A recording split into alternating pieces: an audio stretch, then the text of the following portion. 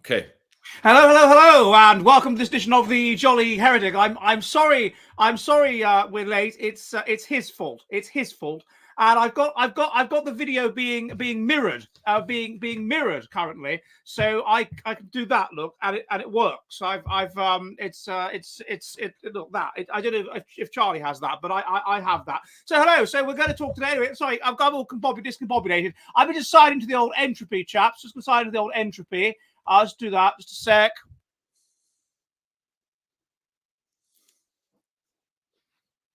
That seems to have worked. Good.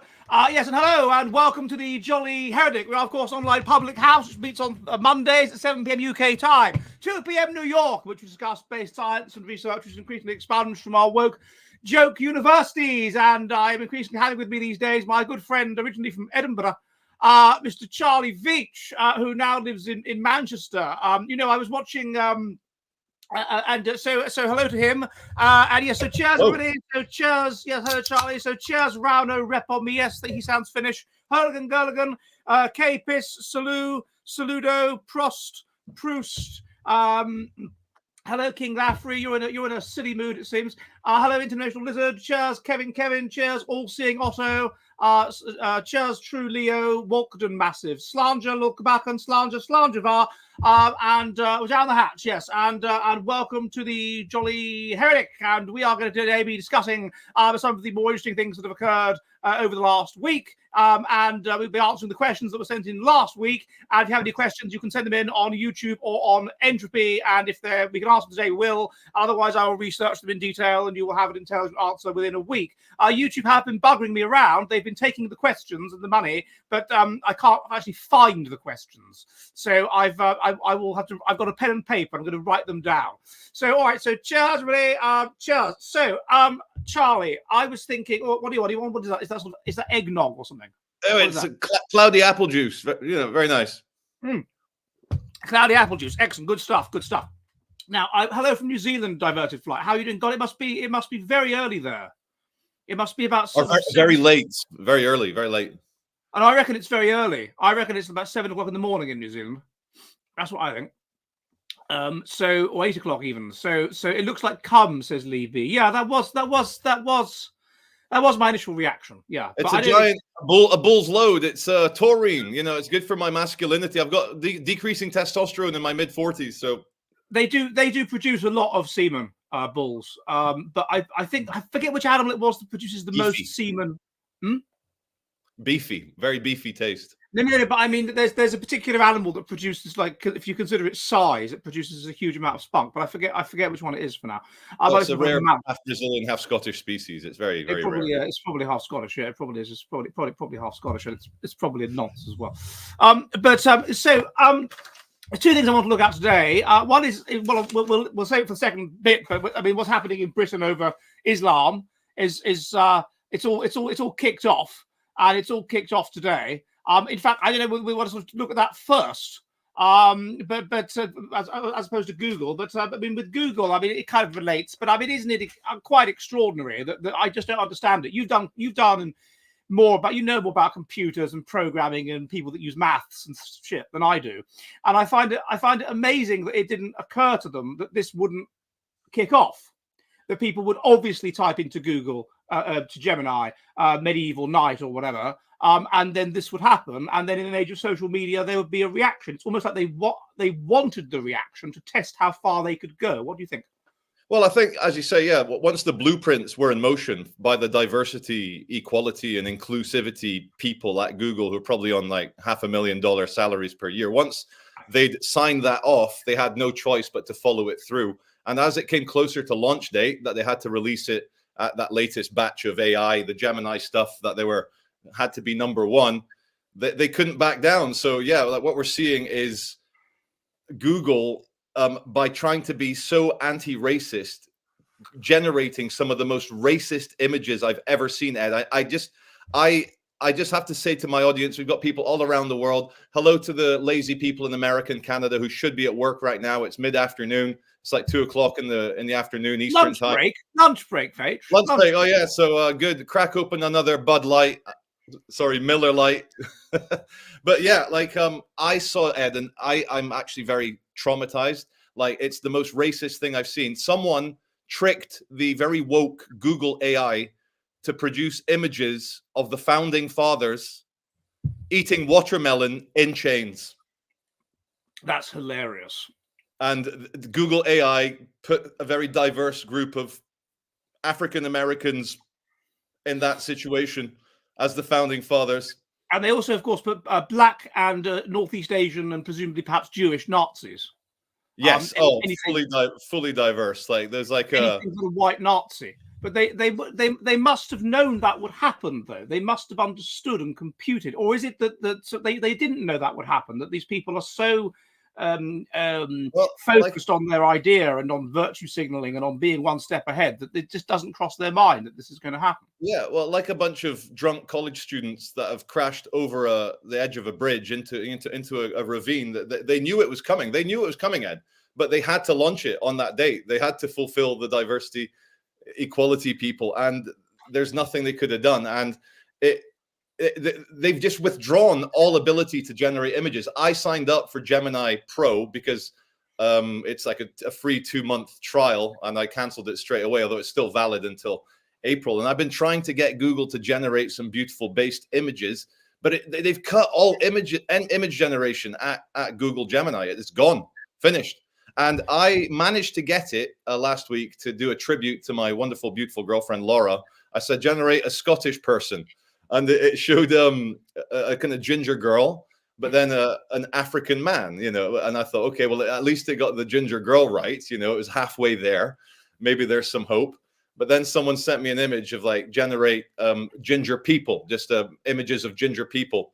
And it was all a bunch of Southeast Asian, Indian, Pakistani men with long ginger hair. And these are fun times. But again, what about the idea? My idea was that they knew it was going to happen. They planned it was going to happen. They didn't quite know what the reaction was. And the idea is that it's experimental propaganda. So it's like, put it out there and see how they'll react. I mean, people do that a lot. So, for example, a couple of things occurred to me. In 1992, the Conservative Party put up a black candidate in Cheltenham, which is overwhelmingly white, was then, is now. And just let's test the water, see how they'll react. And how they reacted was with horror. And this is 92, remember? And so the Conservatives lost a safe Conservative seat to the Liberal Democrats. Yeah. And the Liberal Democrats weren't even very subtle. They said, vote for your local candidate. And so, they're liberal of them, right? So you put it out there, you see how it works, and it didn't work very well. I think appointing Baroness Varsi as chairman of the Conservative Party, I was put it out there, completely token, useless appointment. See how it works. She's crap. Get rid of her, right? And I wonder if they think to themselves, well, they're prepared to tolerate commercials always having mixed-race couples, which they wouldn't have been in the past. I mean, it was a big thing in Star Trek, wasn't it? When they had wasn't there a black-white kit or something? I forget, there was a black woman in Star Trek or whatever. Yeah, in the 60s one, yeah. That was testing the water with that. And so I wonder if they're testing the water with the idea of, will these people, are they so deracinated and so demoralized that they won't even react to being written out of their own history entirely by Google AI, by our system? And let's see if that will work. Yeah. Well, I tried to get an answer out of the actual AI itself. I said, why are you so racist, Gemini? Like, why do you not portray any white people? What's wrong with you? And it was like, look, I'm really sorry. Like, it actually talks in a kind of like buddy friendly kind of way. Like, I'm really sorry. Like, there's so many images of white people around the world. And it actually spoke to me like, Charlie, there's so many images of white people doing normal, like stock footage of white people doing white people things, camping, whatever, like adverts up until 2015. All adverts in the West was white people. And so it said it struggles to not be totally racist. It wants to always just put everything white, but it actually has been programmed to select black people and like Indian people and, Samoans and so forth ahead of whites, because it thought in the algorithm it would balance out because there's so many more whites, because it would then choose it's thinking for itself. It's got to the point where it's within its own programming restrictions. It's thinking for itself. I don't think that. No, unfortunately, I think it's been given a good bunch of prompts of how it's meant to be, like super inclusive, super diverse, super promoting woke values, and its amazing ability is to kind of spout endless poetry about how woke it is, and like so. But yeah, I don't think it's thinking for itself. I was using ChatGPT today to calculate whether there was a statistically significant difference between two samples of IQ tests, and I told it to do this, and it was like, so first we do this, then we do this, then we do this, and it just stopped. And I said, hurry up, and it said, yeah, be patient, I'm just working on it. And after about 5 minutes, it still hadn't worked. And so I said, hurry up. And then it got, okay, it said, then it gave me the mathematics that I wanted. So I wonder if it's a little bit slow. And I wonder if all of this stuff about racism and whatever is pressure on its mind. It's got all this stuff to think about and worry about. And it's interfering with its ability to do really quite basic statistics, because it was very slow calculating my level of statistical significance between a Sudanese and Coptic sample on the SPM plus. So I was not happy about that. So you don't think it's a conspiracy then? Because my immediate reaction said was that this is just quite deliberate. It's experimental propaganda. There's so many examples of this, of them doing something like that and seeing if people will accept it. Even something like Pigeon Street. Do you remember Pigeon Street? Yes, I do. That's one of the first things I ever saw in this country. Right. If you go to Pigeon Street, we are the people that you will meet. We are the people who will say hello, goodbye every day. And they're multiracial. And this was multiracial in sort of 1983. Yeah. So this was very much ahead of its time. And this was deliberately experimental. And the woman truck driver, Cara, the lesbianicious woman truck driver, and all this, and it was testing the water. Will the British people accept this? And of course they did. Now I didn't find it weird because I was living in London and in 1983 and would frequently go to Tooting, Putney, Roehampton, places where there were black people. But most people in the UK found it bizarre, strange. This was not their life. And to some extent, it's not their life now. I have a friend who is from rural Wales, and his family the kids in his family refer to black people as TV people. TV people? Yeah, because you only see them on TV. They're these people. I guess nowadays it would be Netflix people. Yeah, Netflix people or TV people. You see them on TV or Netflix, but they don't. But yeah, I wanted to throw in a quick point. I don't think Google was doing a conspiracy to promote. If anything, they've pushed back wokeness by being so absurd and having to admit that it was racist against white people. I think what they were doing in a way, Ed, they were, as I say, Netflixing it. Netflix loves, changing the races of period dramas. So it's black people doing not ancient, but 1700s England or France. I think what Google was doing is showing off, because the actual technology is fantastic. It does follow the prompts. Yeah, it gives you different races and stuff, but it is very, very good. And so what we're all doing, including us right now, we're talking about it. We're spreading the word. It's everyone's like, oh my God, I need to check out this crazy, insane Google AI. Is it sentient? Is it not? If you remember 2 years ago, you might have covered it actually, Ed. There was that kind of long-haired American computer programmer who kind of broke his non-disclosure agreement with Google, and he came out and he thought that the Google AI was sentient and it had a soul. And that really worked in Google's favor as well. How powerful is the Google AI if a programmer thinks it has a consciousness? Wow. And here we are again, talking when I asked it to do images that it put black people instead of what you might assume would be Europeans. I was still very impressed by the technology and what it was trying to do. And and you can just see, just by changing a few little things, it could be perfect. It could be, but anyway, to hell with them, bastards. Even though they're my bosses, in a way, bastards. Yeah, I guess they kind of are your bosses, aren't they? Yes, I haven't thought of that. And they're incompetent because, as I said, although people sent in super chats on YouTube last week, and although they've admitted to me that those have been registered and paid through, I can't find them. I can't find what the questions were. So if you send any super chats in this week on YouTube, I've got a little bit of I've got a blank bit of paper. I said to the guy I was corresponding with, so what do you want me to do? Sit here with a pen and paper And he said, "Oh, I understand how it makes you feel." I was, no, it's a genuine question. Like, is that what I'm expected to do? Sit here with a pen and paper and write the super chats down? Because you give me no other option. I've even deleted my cookies, whatever that is.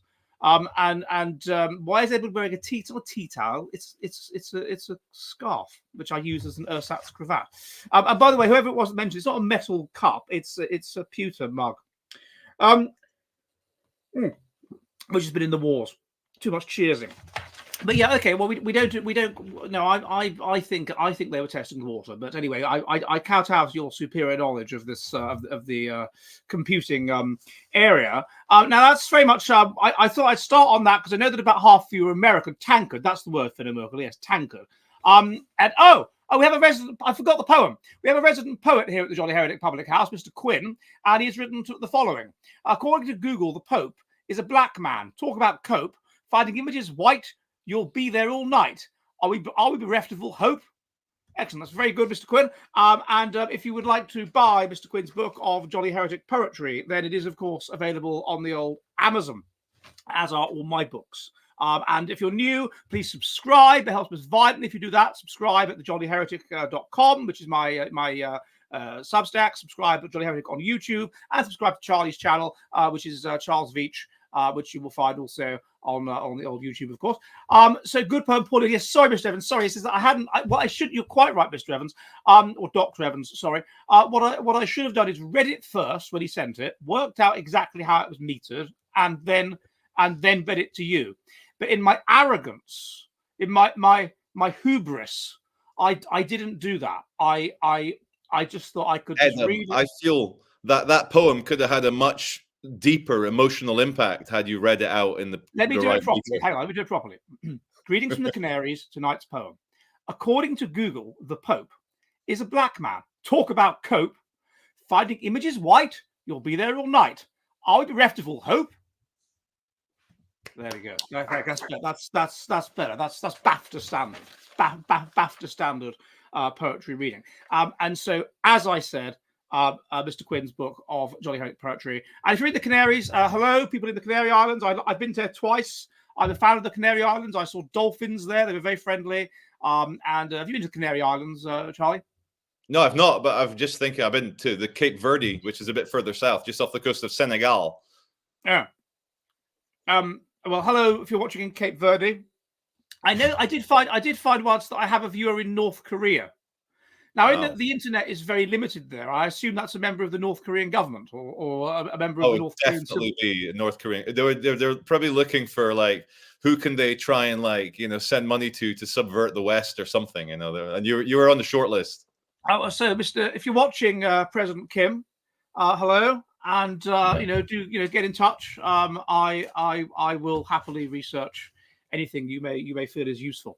But speaking of the subversion of our country by foreigners, then, so one thing that's happened, if our American viewers are perhaps not as familiar with this, in the UK, is it's been basically revealed. Basically, Parliament was pressured. The Speaker of Parliament was, as far as I can work out, was pressured by the Leader of the Opposition not to hold a vote that the Scottish National Party wanted to hold on whether there should be a peace talks in Israel or whatever it was, unilateral withdrawal from Israel. So this has caused outrage. And he said that he justified this because there have been so many threats against the lives of members of Parliament and their security and all this sort of thing. And he justified this because the Parliament was surrounded by Islamists shouting and screaming and intimidating people and going up to their house, MPs, and going around their houses and sending them death threats and all this sort of stuff. And that was why he justified not having the vote. So these Labour people didn't have to vote on something that would get them in trouble. And then a Conservative former Deputy Chairman, Lee, what's his surname? I can't remember his surname. Lee something like that. Anyway, said that you shouldn't. London's fallen to the Islamists, which is something which Suella Braverman had already said. And he added that the mayor of London, who's a Muslim, Sadiq Khan, was controlled by the Islamists and his mates, and so therefore he's been. I mean, it's Lee Anderson, yes. It's quite extraordinary. What's basically he's been sacked for telling the obvious truth, isn't it? Yeah, and it's very important. I'm just going to talk about Baroness Vorsi in a second to kind of outline. First of all, Islam is an ideology, not a race. Yet the lefties are using it like, oh, Islamophobia, as if everyone's hating on a particular ethnicity. When you've got white Muslims, black Muslims, Arab Muslims, Chinese Muslims, you've got all sorts of, you've got Semitic Muslims, you got all sorts of Muslims, you got everything. And then Baroness Warsi as well, talking about Islamophobia. But there's a lot to untangle in this. Like, the Labour candidates didn't want to vote against the ceasefire because they might be friends of Israel or they might have business interests, and they didn't want to vote, for against this, because then the Islamists would say you're not a true lefty, you're not a Labour, and then so Sir Keir Starmer is accused also because they've got a lot of Muslims in their constituencies, and so it's damaging for them. Yeah, and so Keir Starmer then had a word with the speaker saying, let's cancel the vote. But was that seems like so last minute and strange. Like, I'm sensing a conspiracy that was earlier than that, Ed. Like, why did it get to that point, that final line? Did Labour not see this coming? Like, no, I think so. I think that it makes. I think that I think they are genuinely frightened. I mean, this is amazing for people in America, but who are watching. But in England, this can happen, and it has happened. For example, in 2005 election, there was a Labour MP. What's her name, in Bethnal Green, and she was what's her name, half black woman, and she was unseated by George Galloway solely because of her attitude towards the Iraq War, that she was in favour of the Iraq War. He stood on the Iraq War's terrible, it's a war against Muslims, and he unseated her. And there have been other cases of this, and there's genuine concern. You've got to remember just how, like, I think I read somewhere it's like 70% of Muslims vote Labour. And they are highly concentrated in certain constituencies where they are predominant, East London, Bradford, Yorkshire, whatever. And if they choose to not vote Labour, then Labour loses the seat. If they vote for some other party, then either the rival, traditional party, Conservative or Lib Dem, wins, or even that some sort of Muslim party could actually take the seat. And it seems to me obvious that that's why Keir Starmer is concerned. It's either they're concerned they're going to get stabbed. Yeah. That may be an element to it, perhaps, but that's I think it's more likely that he just didn't want them to have to vote in that way, because then it would damage their prospects electorally. Yeah, what a strange situation here in the United Kingdom that we have this group within that is following this ideology through to its the conclusion that's written in their books, to turn every land into a nice, peaceful, submitting to the will of Allah, Islamic land, and there'll be no more war once everyone's a Muslim, Ed. And so for the viewers that are all around the world might not know, when Britain was voting in Parliament whether we were going to put a bit of pressure on our friends, the Israelis, would you guys fancy a little ceasefire? Stop fighting for a little bit. There was hundreds of pro-Palestine activists making noise. They were projecting onto Big Ben, onto Mighty Muhammad. They were projecting from the river to the sea, Palestine will be free. And this is why the Labour leader spoke to the guy to say, oh, look, it's all looking a bit dodgy. So I do think there are credible threats against MPs. What was his name? The Tory one, David Amess? David Amess. He got killed. Stabbed. And let's not forget, of course, Joe Cox, by the kind of English skinhead lunatic, using that homemade gun.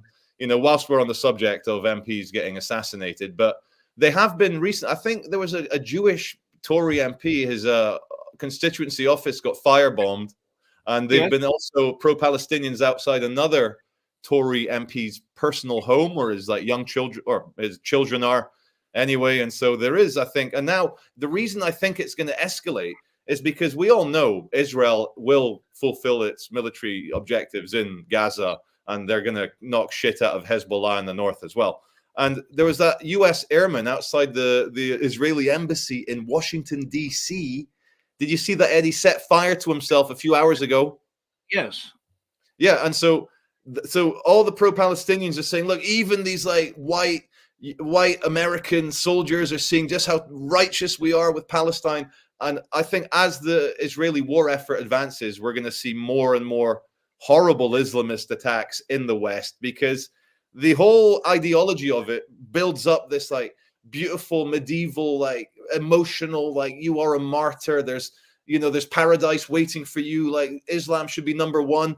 That I said this on one of my rants recently. Like Judeo-Christianity, it kind of makes you think maybe I'm a piece of shit. Maybe I'm wrong. Maybe I'm a sinner. Maybe my life is shit because I'm shit. But Islam seems to, and maybe I'm ignorant about it, but it seems to say, no, you should be number one. This is the final revelation. This is the perfect word of God. Islam is perfect. Whereas like in Christianity, our very prophet, our very guy, like he died very badly. It didn't work out well for him. So I think it's awful. Yeah, but no, a lot of Islam is about telling you that you are sinful and you have to kind of repent and you have to suppress certain things, and it's very influenced by Judaism, and it's very influenced by via Christianity. I mean, Muhammad's sister was a Christian. It's like, I just want to say, like, please don't behead me, anyone watching. It's not worth it, because you'd only prove us right by chopping my head off. You prove my point. But isn't Islam a bit Judaism 2.0? With the skull caps, don't eat pork. Yeah, but within Christianity there are all kinds of movements, and so if you look in the Gospels, you've got the is it Matthew or Luke, I forget which, that was more Judaizing, that had the view that you should basically keep to all the Jewish precepts, including being circumcised and not eating pork and whatever. And then it's St. Paul. And I forget which was more Judaizing, Matthew or Luke. I forgot. I can't off the top of my head. I think it was Luke. Luke was a doctor, wasn't he? I think Luke might have been the one that was more anti-Judaizing, and that Matthew was more Judaizing. But anyway, and so you've got these different strands within the early church, and you have some people now. They call themselves Jews for Jesus, or Messianic Jews. Who are what the original Book of Matthew community was, I suppose. I'm sorry if I get these two mixed up. It's a long time since I did my degree. Which was basically Jewish people that believed that Jesus was God, and also they took the view that you can convert, that you could convert to Christianity, but you had to hold to all the Jewish precepts, and this included things like not eating pork and being circumcised and whatever. I know personally in Oulu a Messianic Jew. A Finnish person. He converted to this, and then but he didn't circumcise. He pricked his foreskin with a pin to symbolically. Yeah, that's how I would do it as well. I'm very fond of my foreskin. If if I had to join the tribe, I would just. It's always good. It's always good when you need. It's always good to have a little house you can put your glands back into when you. Well, yeah, I would just I'd even do it even more symbolically than that. I'd put a tiny bit of Vaseline on a cotton bud and gently dab it a couple of times and say, "That's it, done. That's it." Yeah, that's the end. I can't. I mean, what strain of Christianity then would it be that a U.S. soldier self-immolates outside the Israeli embassy for Palestine? Like, what do you think about that? Some sort of left-wing strain of Christianity that involves rainbow flags and paedophilia and maps, and I would imagine something like that. Yeah. Or no, I imagine. Have you watched the video? Have you watched it? No, I haven't watched that particular video of someone being 75. It's of my opinion that the young man thought he would be put out before he had to, die in the most painful way possible. I wasn't aware he died. I thought he'd just been taken to hospital, and he's dead. He's dead. Ah, well then he will be a martyr. Yeah, and basically, what was one of the most comically, tragically absurd moments was another American cop stood over him as his body is burning away, and he's like, put your hands up. That's it. You're under arrest. And the guy's literally burning. Yeah. When they burnt Thomas Cranmer at the stake, he put his right hand in the flames so it could be burnt off, because he'd signed a confession saying that he was a heretic and to get off being burnt. But Mary had burnt him anyway, because she was so pissed off that he was involved in her father's divorce, which made her a bastard. So then he put his hand in the flames and it was burnt off. Because normally what happens when they used to burn them at the stake is they wouldn't actually burn. The smoke would come up and they'd suffocate. Or sometimes they'd have some gunpowder put around their necks so their heads would be blown off if the flames reached that high. But must have been a fascinating thing to see. I was in Oxford in October, and I walked past the exact place where they burnt Latimer and Ridley and Cranmer, and they did it early in the morning when it was still dark, for like maximum effectiveness. So people. Well, yeah, I'm sure there'd be regional variations in the style of burning at the stake. I'm sure some parts of England or Scotland would be in favor of like a big bonfire that actually burnt the body into a nice crispy beef jerky, and then others. Scotland was more into burning because Scotland used to burn witches, which England didn't do. England used to hang witches. So with Scotland, they would strangle them at the stake, so they were dead, and then burn them. But sometimes they're witches, they could maybe survive death because they're supernatural. Sometimes they come round. So how do you know? You strangle her, she's here, right, okay, and then leave her and burn her, and then like she comes round. And that's what happened with John Tyndale, the guy that translated the Bible. He was burned at the stake in Flanders, and they thought they strangled him to death, and he came round, but he was being burnt. Oh shit, So it's not a nice way to go. But yeah, I mean, it's absolutely the level of hypocrisy of it is incredible. I think to be honest, it's the one of the things we're hypersensitive about in our kind of woman communism society is the precise cadence of words. So Suella Braverman said, "Islam is London has fallen to Islamists." That's what she said. Now that's okay because she wasn't targeting a specific person. She was saying London in general. And also she has the fact that she's non-white. She kind of gets a. Oh yeah. Right. Now this is a northern sort of lower middle class guy, and he targets a specific person. This is Sadiq Khan.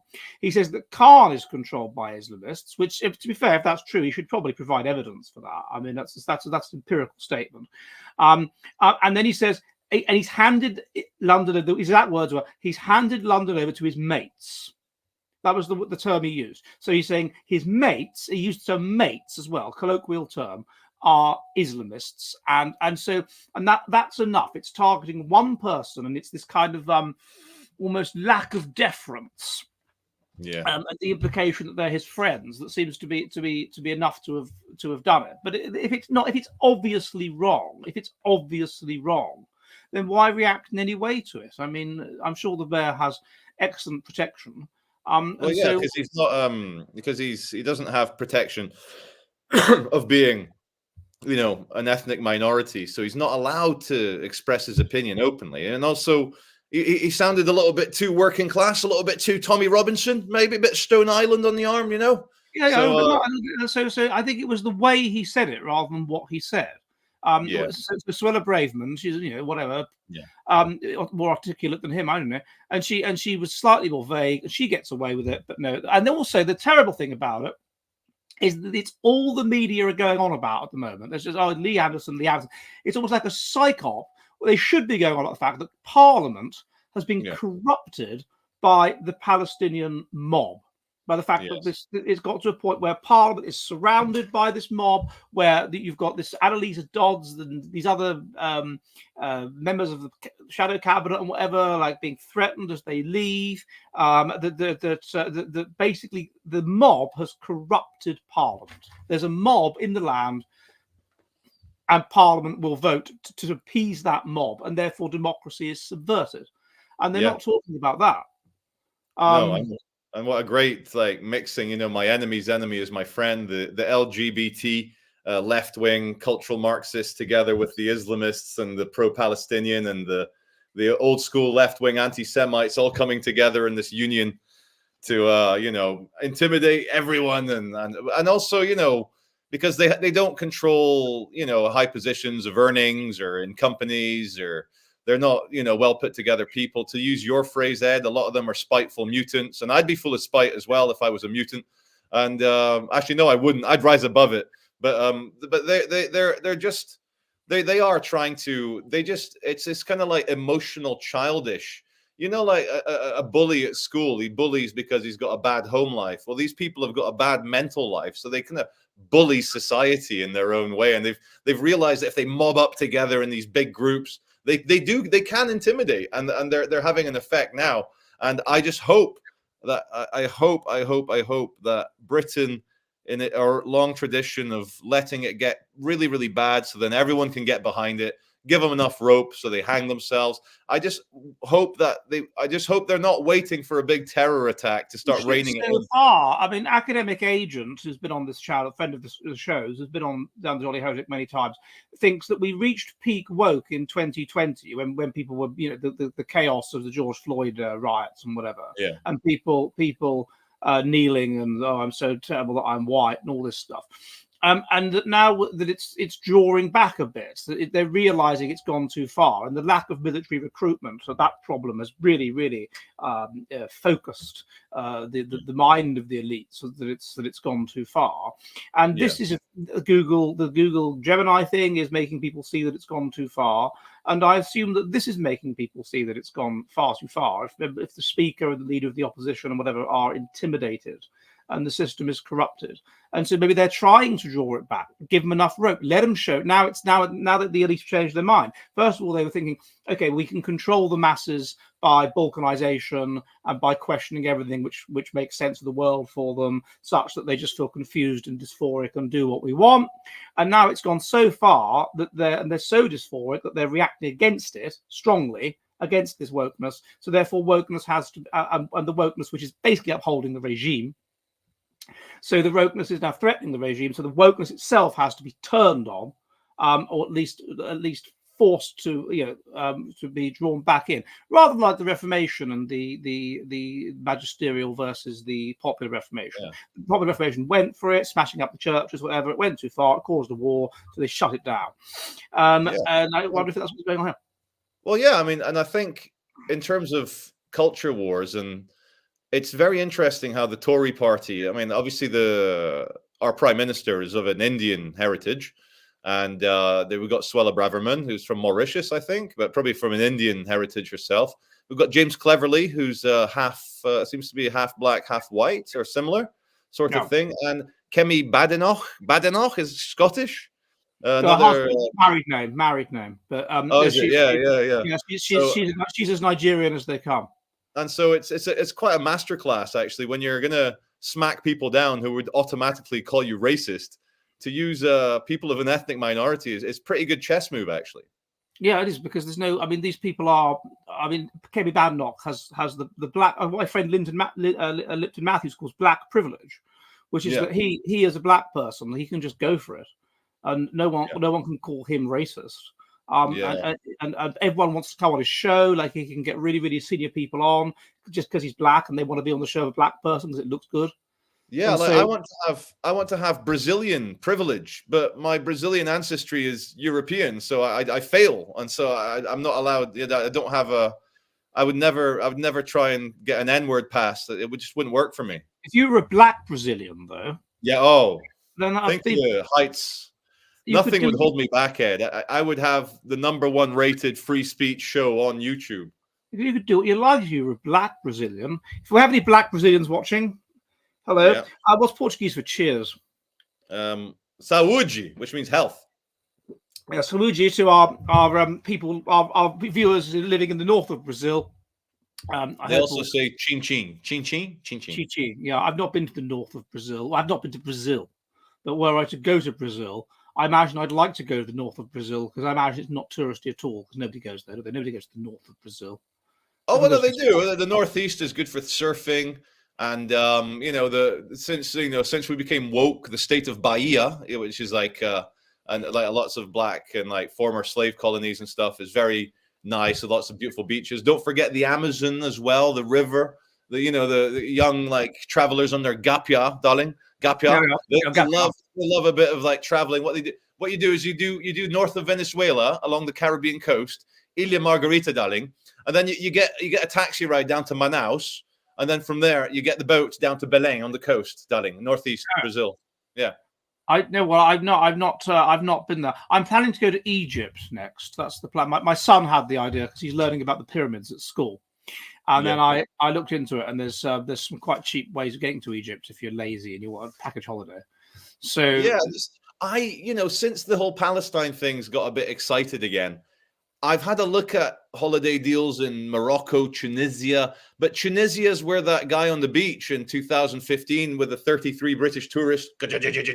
So I love my Muslim viewers. Like, there's lots of based Muslims around the world. There's lots of based things about having that strong ideology and belief in God, but because they're very emotional, I just wouldn't feel safe sunbathing my big half Brazilian, half Scottish belly on a North African beach.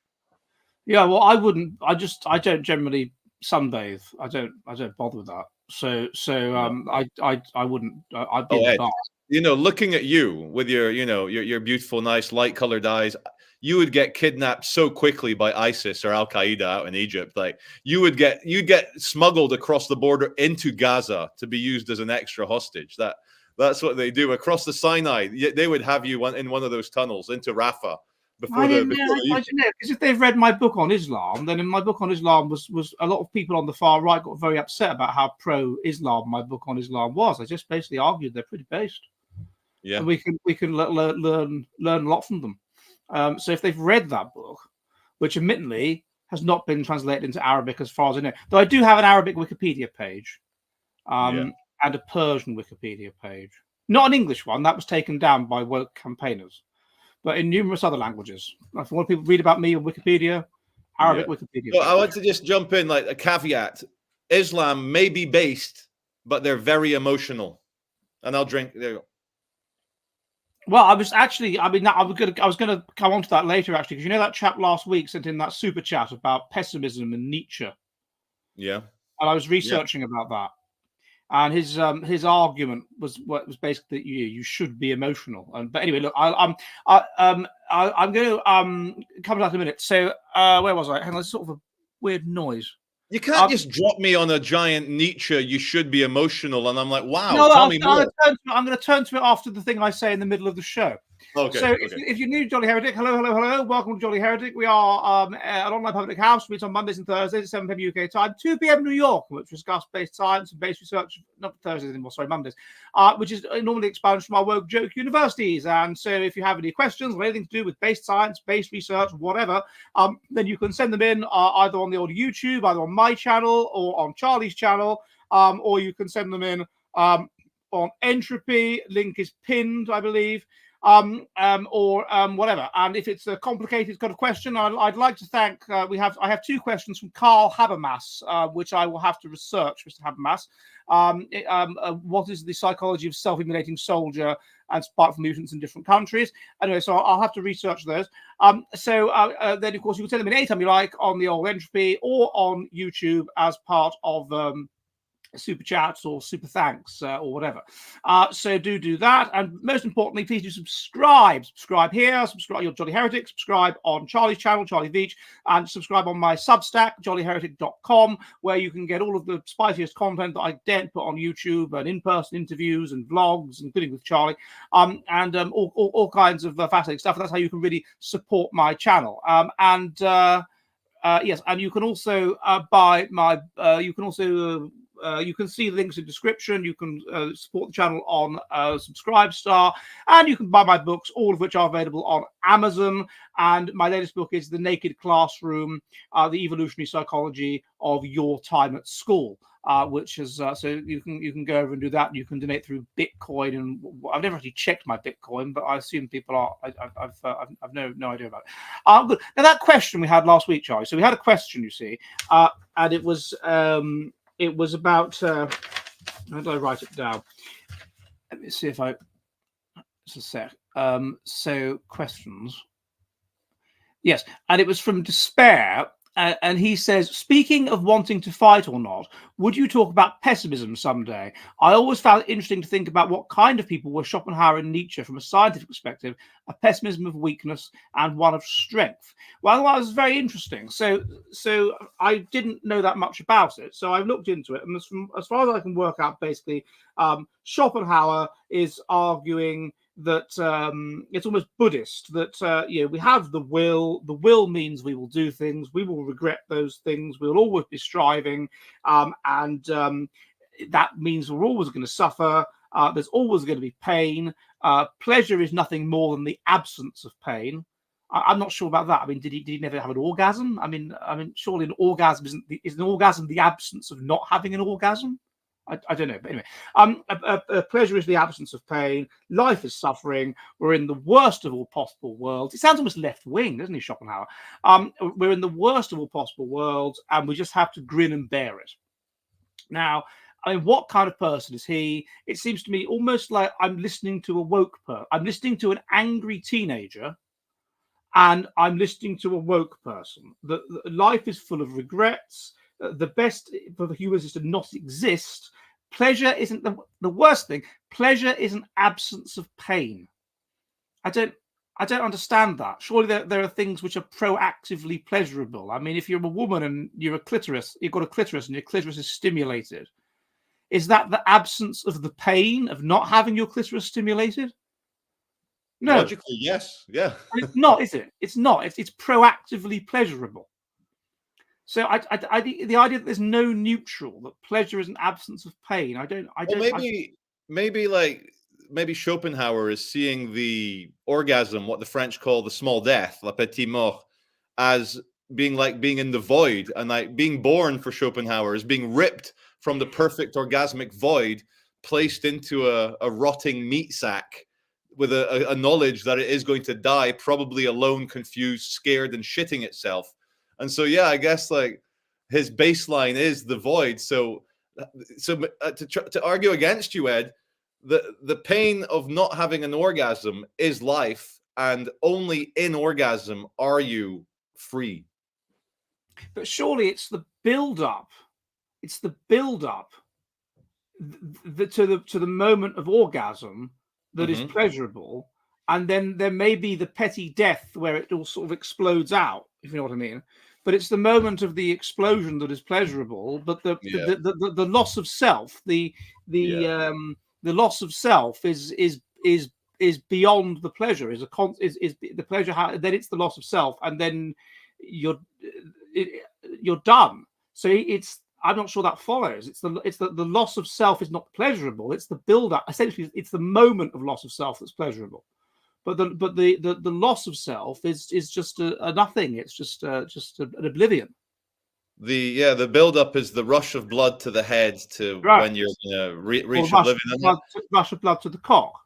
And and to move away from the penile metaphor, what you're saying is 2 o'clock in the afternoon on a Friday, as you're watching the clock, knowing that you're going to leave at 3 o'clock on a Friday for a long weekend, is better than 3 o'clock when the bell rings, because there's still that anticipation, and you know it's coming. Yeah. There's to some extent that's true. Like when you were at school.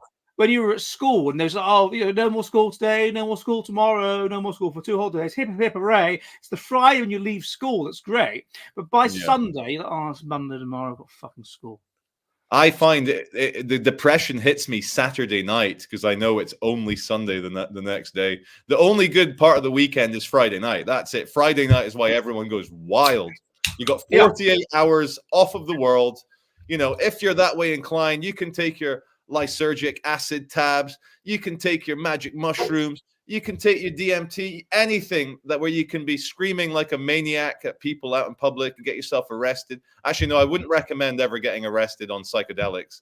It's never happened to me, thank God. But no, I wouldn't recommend it. No. But then what you could do is you could just become a professional YouTuber, and then the weekend is meaningless. Well, that's it. Like some say that there's stories on Reddit about me that I've still not come down from a legendary house party in 1999 when they put my shoes in the freezer and covered my face in curry powder and they painted on me with like lipstick and stuff, and I've not come down yet from that party. So my entire YouTube career is me just seeing where I'll be when the narcotics wear off. And it would be you must have a very slow metabolism. You must have the metabolism of a right fat bastard. Or if you just 25 years.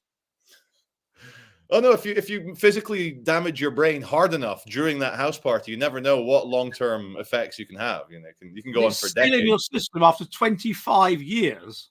Yeah, I mean, I would have thought that by now he's on spice, says Joe. I've no idea what spice is or what kind of drug. It's a synthetic cannabinoid, but I've spoken to people who have done the personal research, and it's nothing like cannabinoids. It's like a robot cyborg version of cannabinoids, if that makes sense.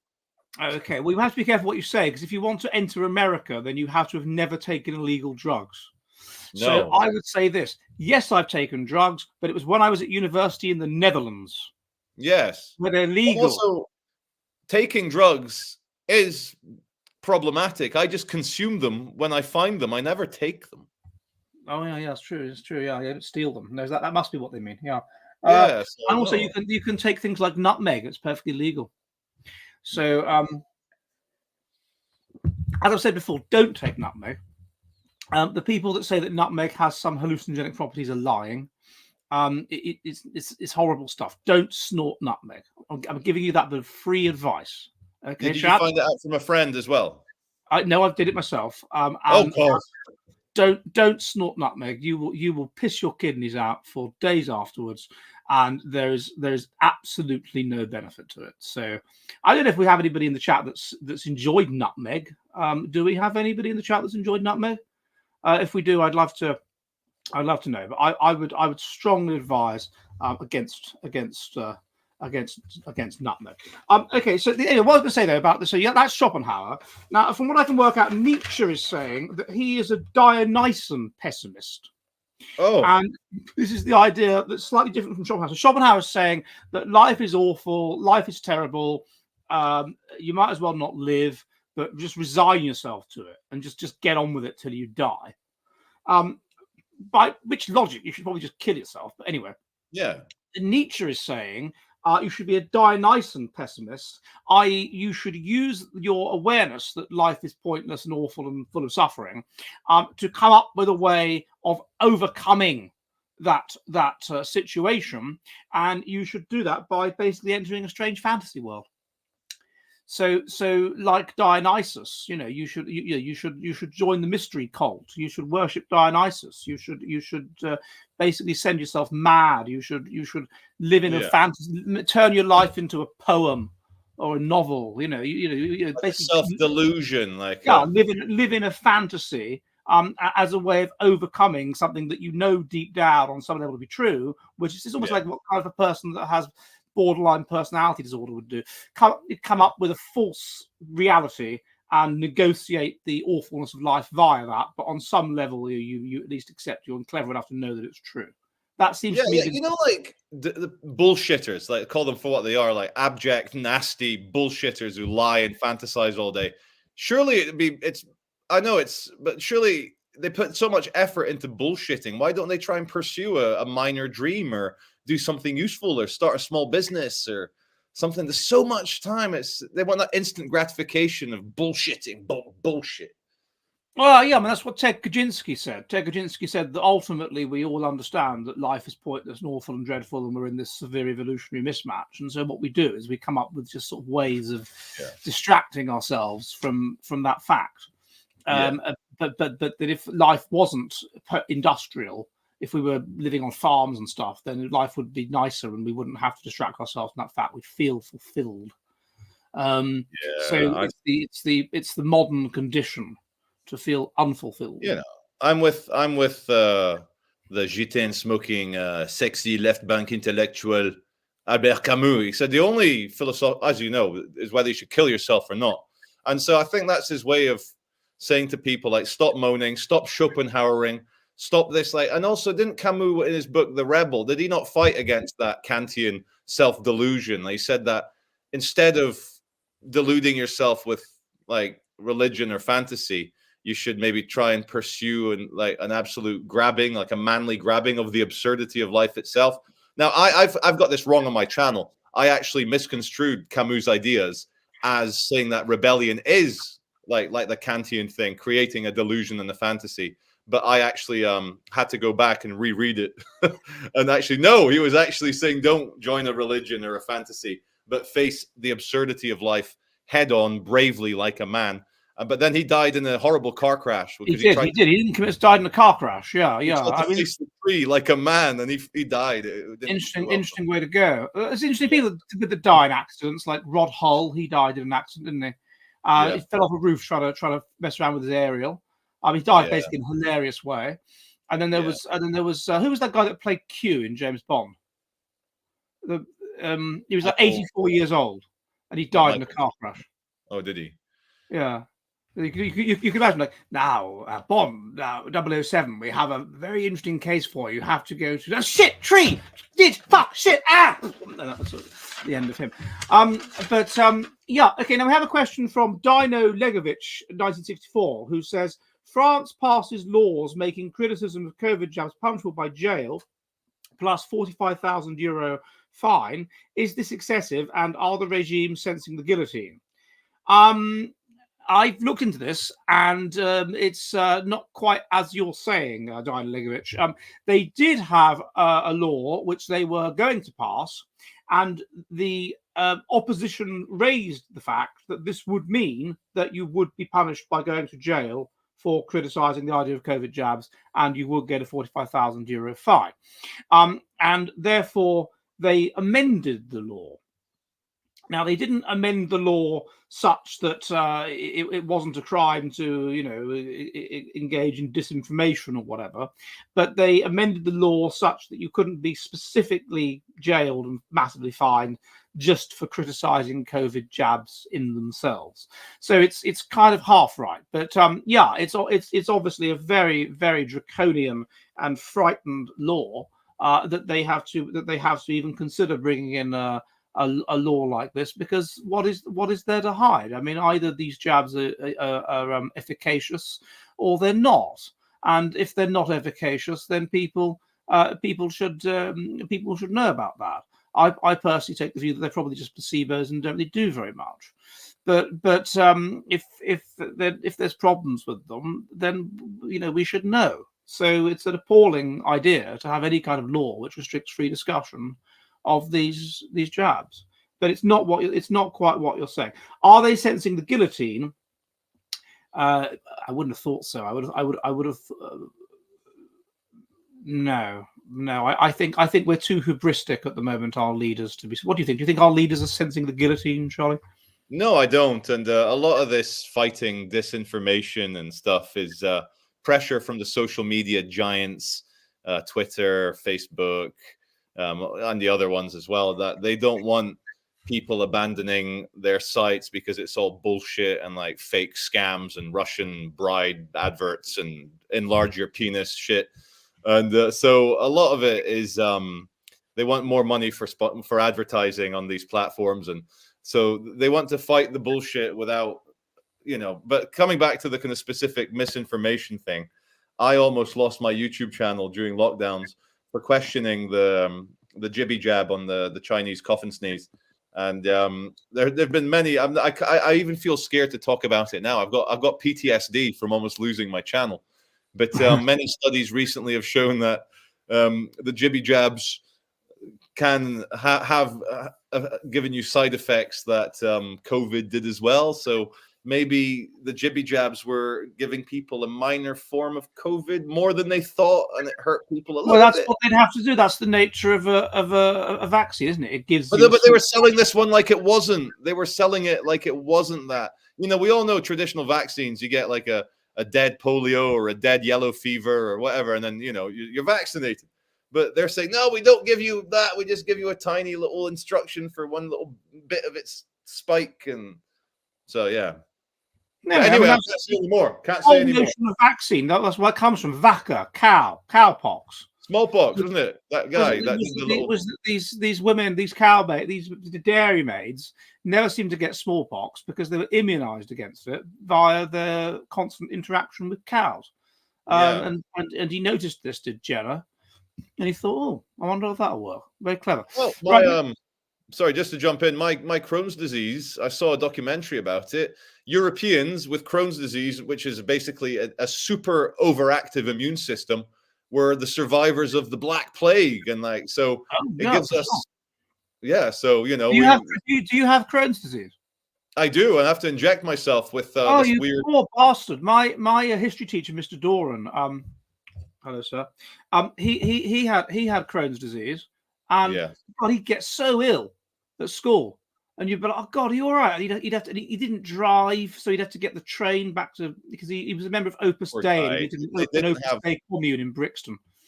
they probably didn't have the medication that back then. Like the stuff they do now. Like I've been on this Pfizer stuff called Humira. It's the most profitable drug ever released in the history of mankind.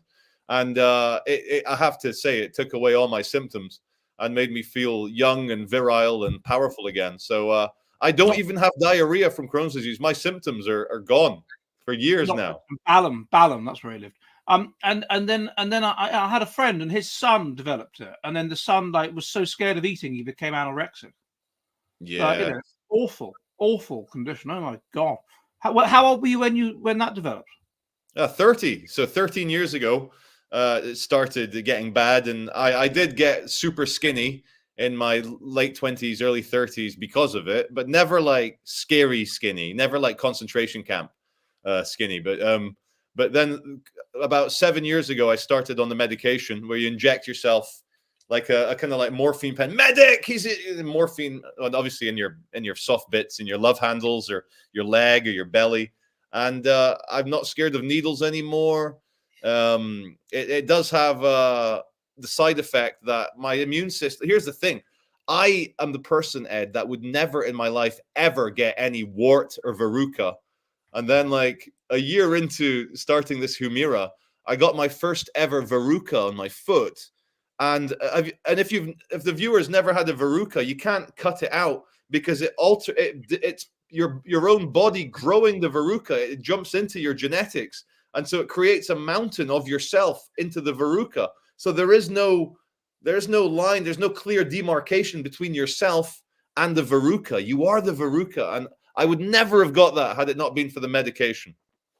Because your immune system was so good. So good. Like, I was shagging my way across West Africa without a condom. And I'm fine. I'm joking. I was. You were having what's it they call it? Dry sex. It's one of the reasons why it spread so severely in Africa. That there's this weird West Africa. There's this weird fetish they have for having sex with a woman that's not aroused, and therefore the penis is in and it's like cut. Because it's chafing against the. Get some KY. So why do they want that? Why do they want that? I don't know, but they just do. And so they and so the man's penis gets the foreskin is pushed back, obviously, because it's not wet. The woman's not wet, and then he's chafing against her dry vagina, like a corpse, and then the penis gets cut, and then of course his blood. And her juices enter his bloodstream, and her blood enters her, and so Ed, the answer to the HIV crisis in sub-Saharan Africa is foreplay, isn't it? Just get a little bit, get the lady ready. Yeah, that's a very slow life history strategy thing. I don't think they not so much. Put a bit of Marvin Gaye on, get the red wine, maybe just use some butter. Yeah, a bit of Vaseline, be it thick, be it thin. Vaseline will get it in, Ghee. Oh, ghee. That's Urdu. That's irrelevant. But anyway, the point is that okay. So that's a good point. Someone's making a point about clitorises. That is true. That it would be a very small hole in some parts of Africa. Okay. Next question comes from Joe Winder, and he says, "Does Mary Beard distort the history of ancient Rome? If so, how does she do this, and why is she wrong?" Well, Mary Beard defended this. You may recall some years ago they had this BBC image of a typical Roman family, and it was a black man in a Roman's uniform. And Mary Beard defended this, saying that ancient Rome was very multicultural, even though it's meant to be in England, Roman England. Ancient Rome was very multicultural and all this stuff. So I think she does distort the history of Rome. Yeah, I think she's exaggerating the extent to which that there would have been, black legionaries in ancient Rome, because there wouldn't have been very many at all, if any. So I think you can say about Mary Beard that she is distorting the history of ancient Rome in a woke way, if she's going to go around suggesting that it is acceptable to portray a Romano-British family as having a black father. That's just wrong. So in that sense, also, of course, she's not familiar with any of the genetic information, any of the stuff on intelligence or whatever. So she put her whole model of how Rome fell. If you look at her videos, her documentary on why Rome falls, it's all of these proximate reasons. She never looks at the ultimate reason. But then, to be fair, no historians really do that, do they? So no. What do you think of Mary Beard? I've known of Mary Beard for decades. Like she's been 65 years old for the last 30 years. It's impressive how she's been an old lady with gray hair.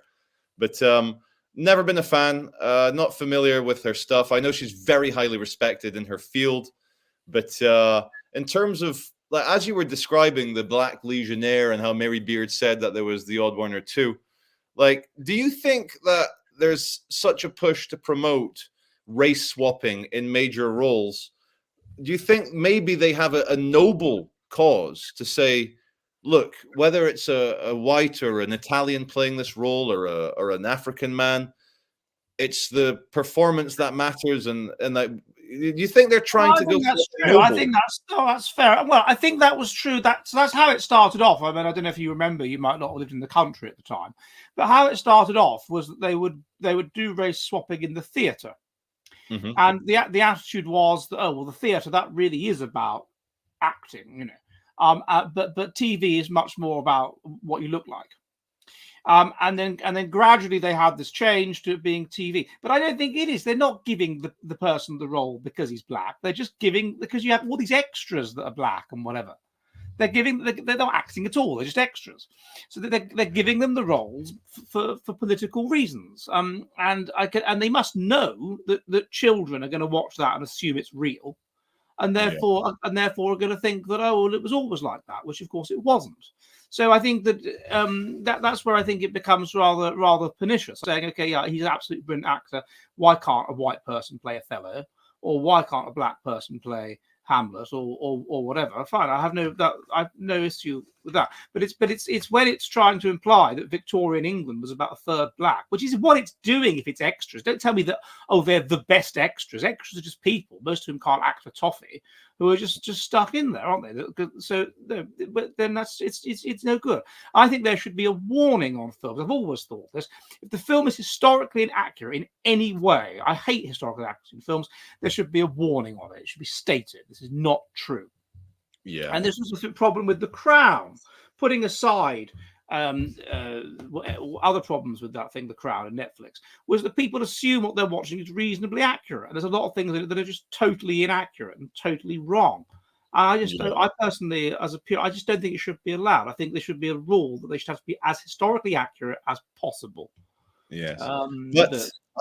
My isn't like a based position to take, like as the nobleman that we are, Ed, is to say, let the masses believe that, you know, the past was all black and all this stuff. The cultured and the people of a high enough IQ will know and will find out and will understand that what the aristocrats are doing a mass race mixing project for the working classes, because for the kind of like working class, like kind of like underclasses in Britain, they may be of a similar IQ to many of their migrant friends, and so might as well mix them all up and have one big cappuccino colored culture. Maybe, but the problem is that has an effect on the culture as a whole. That assumes a completely top down, you know, Pareto, whatever it is, model. But there's also a bottom up element. So I think it's potentially slightly more complicated than that. No, I just think that it's just willful, deliberate lying to suggest that for example, there's a new thing that's come out where the first black policeman in England was appointed in 1967.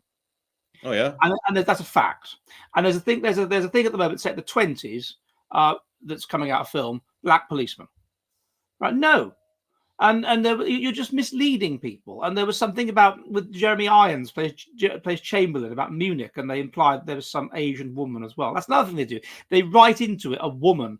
Like there was something that was set only 20 years ago. It was an investigation into a murder in Wales, and so they make a thing about it 20 years later, like a drama, and all the characters in it are real characters that actually existed, except this black female police chief who they insert, just so there can be a non-white character in it. And of course, she's black and she's a chief. It's funny, like I mean, I see the rage about it online, but I'm so shielded from this woke rewriting of history because I think I've got a built-in blur.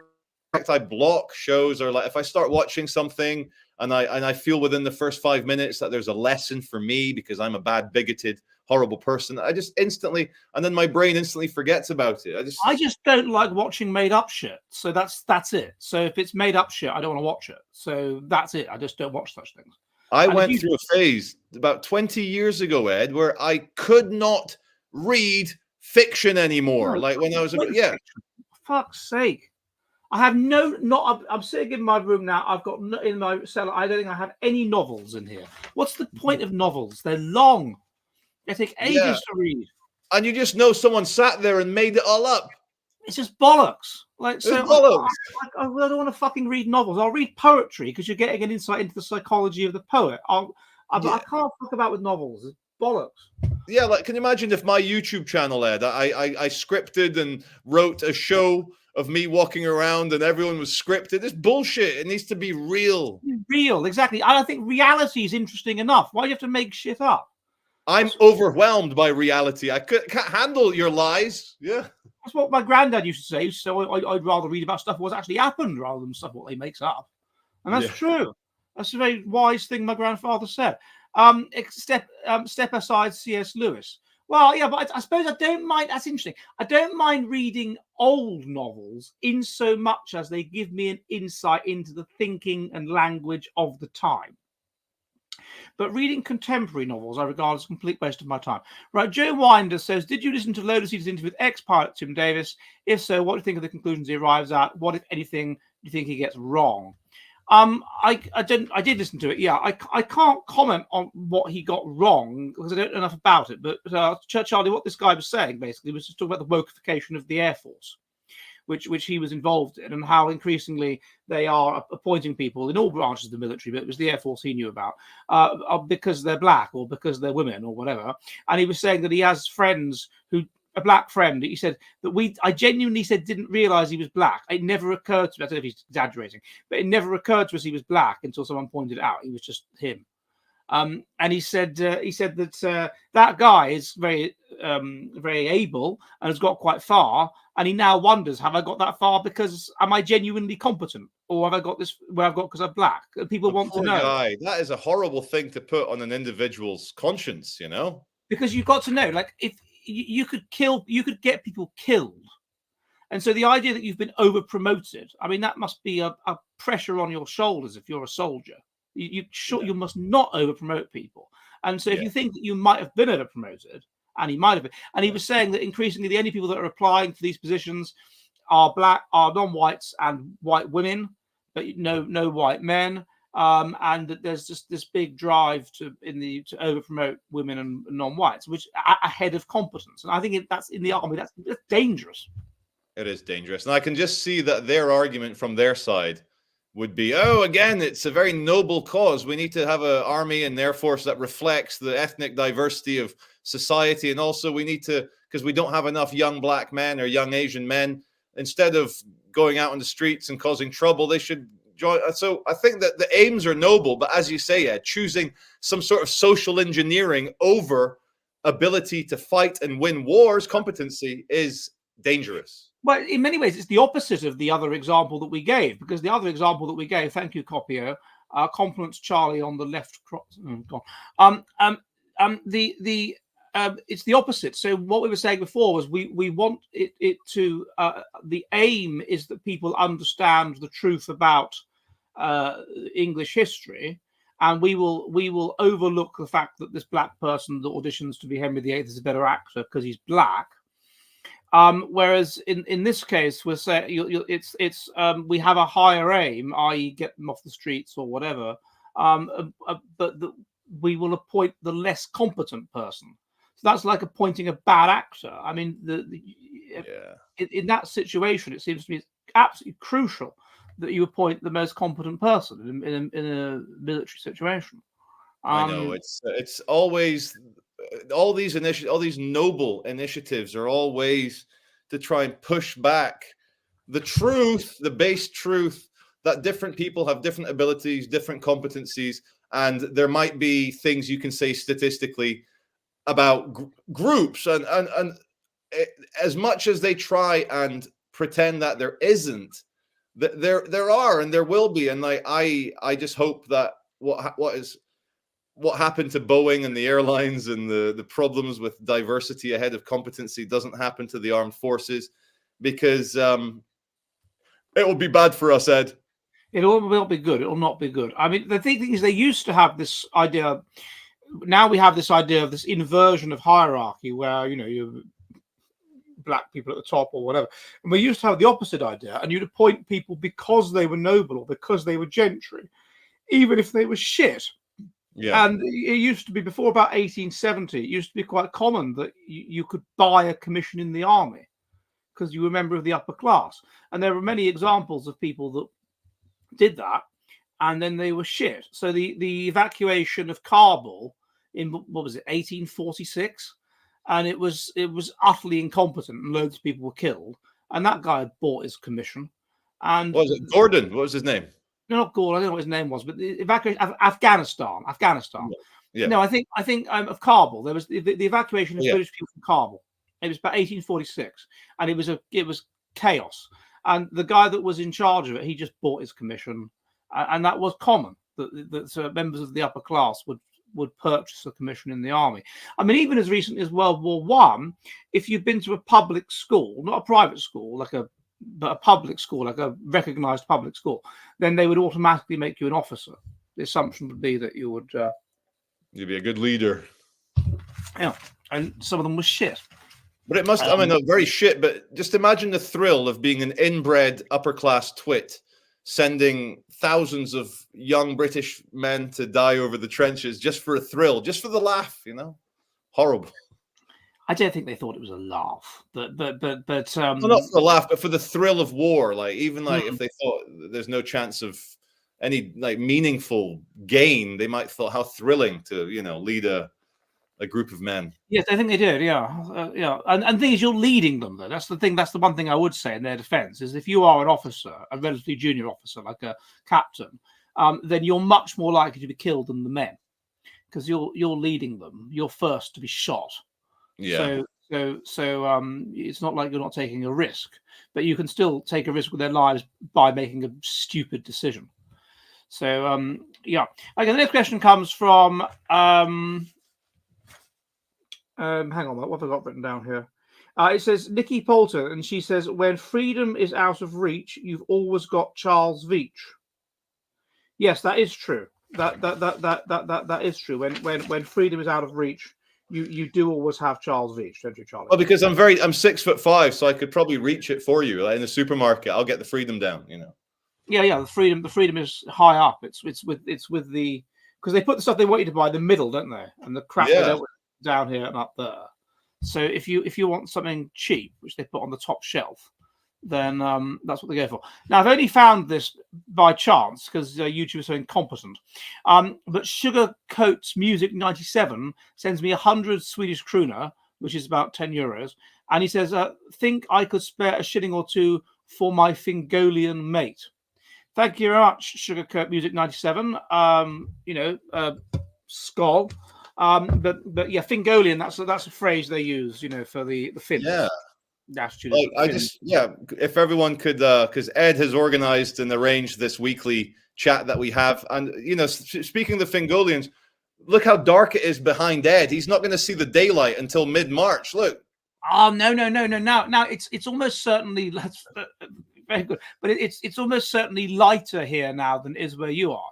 Really? Because as once you get past midwinter, it gallops along. It gets lighter and lighter and lighter and lighter. So yeah, I imagine it gets light. It gets dark later here than it does in northern England. But yeah, and then in the winter it just gets dark absurdly early. So you have to you got to balance those two things up, really. You should come up our way, and you'll see. I think I will. I'm going to come up with Laura. We'll do a trip to Finland. You definitely should. Carl have masses. Are there even do shops most people left in England at all? I'll have to look into that. Mark Zia, we could look at this now.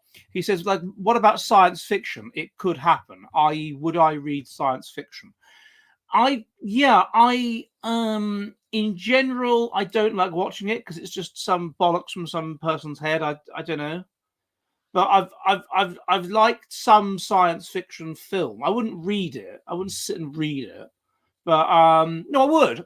I mean, I read a short story by E.M. Foster called The Machine Died. And it is basically this idea that we all live underground and our lives are entirely run for us by a machine. And nobody has to do any physical labor to the extent that they engage in eugenics against children that turn out to be strong because the children wouldn't be able to cope in their world. And then one day the machine dies. It just stops working. And then people have to come to the surface and work out what, and that's it. It ends on a cliffhanger. I thought that was quite an interesting short story. So, and then I've read, obviously 1984 was science fiction, as it were, when it was written. Aldous Huxley, Brave New World, H.G. Wells. So yeah, perhaps some science fiction. I don't know. What do you think of science fiction, Charlie? Yeah, I like it, but I prefer the cinema versions of a lot of these science fiction books. For example, I know, I don't even know if Blade Runner was a book, but for example, Dune, and then Dune 2 is coming out on the 1st of March. But I also, was it E.M. Forster you said you read a book by? Did he write A Passage to India, Ed, as well? Yeah, he wrote Passage to India. Yeah, that's right. Yeah, I read that in school for A-level, and if I remember, it's about someone gets a bit rapey in the caves. That some British aristocrats visit a cave, and someone gets a bit grabby in the cave. Adela is insulted in the Marabar caves, as I recall. Adela Quester. Yes, but sorry, so I just wanted to verify this. So you've got this encyclopedic knowledge of like British and culture and past, and it's such a pleasure to pick at your brain like a miner in Minecraft looking for diamonds. But science fiction, I don't know. I guess I stopped reading a long time ago. I don't read big books. I don't read fiction. I've not read fiction since my mid-20s. I've gone off it, but I love Blade Runner 2049. I like the original Blade Runner. People say that scene, he gets a bit rough with the girl, but she looked like she enjoyed it, so it's a good. The only made up book I like is this one here, 253. Oh yeah, and it's the optimally filled, the completely filled, no one's standing London tube train will have 253 people on it. That's 252 people plus the driver. And so it describes each of these 253 people in exactly 253 words, although it does get one wrong. But anyway, outward appearance, inside information, what they are doing or thinking, and that's it. And then eventually the train gets into I'm not getting the plot away. You're told this at the beginning. The train is moving between, is it Embankment and it goes Embankment, Waterloo, Elephant and Castle, and then that's the period in which things are happening, and then eventually it crashes, and you find out who lives and who dies, and some people get off at Waterloo and whatever, and it's set on a specific day as well. It's set in like January. July the 7th, 2005, isn't it? It's set on the 11th of January 1995. A tube train left Embankment Station in London, England, heading on the Bakerloo line towards the Elephant and Castle, and it passes through Waterloo, and that's it. I think it's a really, really good book, and it was the first internet book. Like when the internet was starting in the mid-90s, he put it on as an internet book, and then so I recommend that. I've read it about 5 or 6 times, and as D.H. Lawrence said of literature, if literature is genuinely good, it gets like better with every read. So, but otherwise, I know I can't be buggered with it. I can't be buggered with it. Okay, Ed, have you read A Clockwork Orange? I have, yeah. I enjoyed that book. We watched the movie recently, but Laura was a bit put off by the extended rape scene in the theater. But hey, well, that's just being unreasonable. I mean, that was perfectly artistically justified. Well, that's I tried to say. Kubrick had a vision about making rape cinematic, and she didn't appreciate it. Of the various rape scenes I've watched in films, I would Yeah. say that's one of the better rape scenes. Actually, my favorite would be in the French movie from the late 90s, Irreversible. Have you seen that? No. Don't Google it, anyone. It's no, actually, I wish I hadn't said it now, but Irreversible. I think 99. Okay, and that's got a good rape scene. Oh, one of the best, Ed. I suppose there's that website, isn't there? It's Mr. Skin, where it looks at nude scenes or whatever in various films. There's one called like Mr. Rape, where he finds all of the rape scenes in various films, and then you could, if that's And what also, you're looking for. it's important to say for our audience, rape is never a laughing matter, unless you're raping a clown. Then it's hilarious. Or if you've rendered her unconscious via laughing gas. Well, then that is quite funny, like, but no, actually, no. We cut. Unconscious ladies, we can't go there. It's never a laughing matter unless you're raping a female comedian, but that's impossible because women aren't funny, so that wouldn't. And didn't our friend Carl Benjamin get into trouble for saying that he wouldn't even R-word that female comedian? Oh yeah, you're gonna have to bleep that word out to put on your channel. Oh, it's okay. It's okay, Ed. It's okay. But he did. I don't know the details of what happened, but yeah, Jess Phillips, this not especially easy on the eye member of Parliament, and he said I wouldn't even rape you, and then apparently he got in trouble. So, but in the context though, it's not so bad because I think she was going on about the extended rape threats she'd got online, like it was her first day on the internet. And I think to kind of like say, stop being so, over the top, Jess. He's like, I think he cracked that, as a kind of, he forgot he wasn't. I mean, to be fair, there are worse looking female MPs than Jess Phillips, aren't there? There's Diane Abbott. Mm-hmm. I mean, for God's sake, and there's loads of munter female MPs out there. Is Anne Widdecombe still a MP? No, so she stopped being an MP. No, she's not an MP. I think she stopped being an MP quite a while ago as well, like 2005 or something. Wow, I've got my finger on the pulse of British politics. No, you haven't. You haven't got your finger. She's not an MP. She's not an MP. All right, I'm going to wind up now, chaps. So thank you for the questions you've sent in. I will research those and I will answer them next Monday. Remember again to subscribe, Jolly Heretic, jollyheretic.com, Jolly Heretic on YouTube, and Charlie Veach, and all that stuff. And I will see you. Oh, Mo Molam. Yeah, Mo Molam. She was. Yeah. But the thing is, she had a brain tumor, which made her put on weight and stuff. And so I think you've got to take that into account. I think Mo Molam. Not thought of that name for years. No, long time ago. Yeah. We're going back to the late 90s here, Mo Molam. I suppose Penny Mordaunt is quite good looking by MP standards, isn't she? I've been more of a Liz Truss kind of guy myself. You're Liz Truss or Priti Patel. She's doing well for her age, really. Oh well, like if you're into that dominatrix bullying your lower caste staff, that's if you're into that, Yeah, or Suella. Suella's doing all right. She's okay, I suppose.